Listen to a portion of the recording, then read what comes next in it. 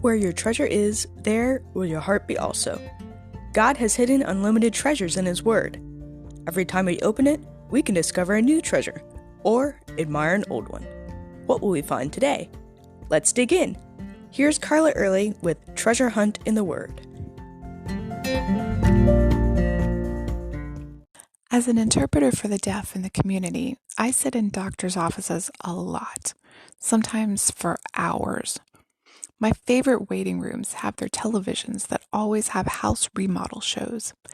They somehow seem appropriate for doctors' offices because as you're watching a dilapidated old house get gutted, rebuilt, and beautified inside and out, you might even think, the problem I'm having isn't so bad. Surely the doctor can fix it.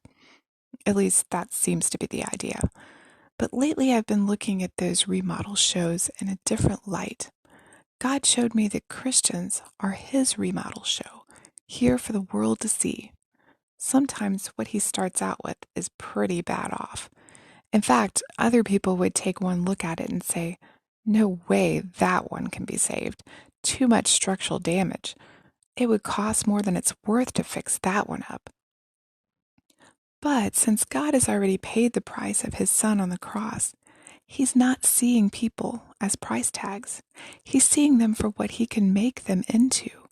He sees the possibilities of what He can make out of us. Think about Saul, the persecutor of Christians. Who would have thought he would get saved? Of all people. When God called Ananias to go heal him, Ananias had to protest. Lord, I've heard about this guy. He's persecuted your people in Jerusalem and has come here to do the same thing. But the Lord had something very special in mind. He told Ananias to go to Saul, for he is a chosen vessel of mine to bear my name before Gentiles, kings, and the children of Israel. Wow, God's plan was so opposite what Saul was at that moment. Ananias just couldn't picture it until the Lord shared His vision for Saul's remodel. One thing about those remodeling shows is that they always have to pretty much gut the place before they can do their thing on the inside. God always has to empty us out of all the old patterns of thought, of our worldview. He has to humble us to show us that we're nothing without Him before He starts making us new, filling us with the fruits of the Spirit, changing us completely. Ephesians 2:10 says that we are His masterpiece.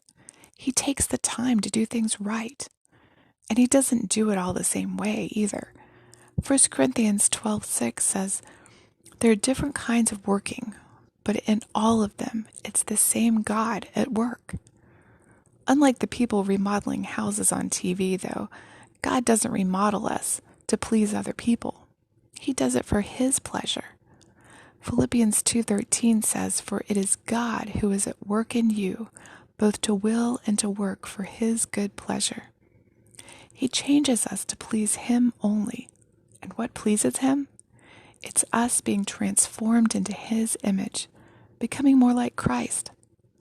The end of the show is always the best. You get to see the final result. Sometimes they show what it looked like before and then after the remodel, and it doesn't look anything the same. That's what it's like with us. When God's done, we'll be unrecognizable to those who knew us before. I know I am already, and He's not done with me yet. In fact, this process, called sanctification, lasts a lifetime. I used to sing a little song that goes, He's still working on me to make me what I ought to be. It took Him just a week to make the moon and stars, the sun and the earth and Jupiter and Mars. How loving and patient He must be, because He's still working on me. But as Paul says in Philippians 1:6, being confident of this, that He who began a good work in you will carry it on to completion until the day of Christ Jesus. He's not finished remodeling me, or you for that matter, but He will. And when He does, He'll present you holy and blameless, above reproach in His sight. Because He is able to present you faultless before the presence of His glory with exceeding joy. You know, remodeling is tiring, messy work, but it's worth it in the end. How's your remodeling going? You can contact us at treasurehuntintheword@gmail.com.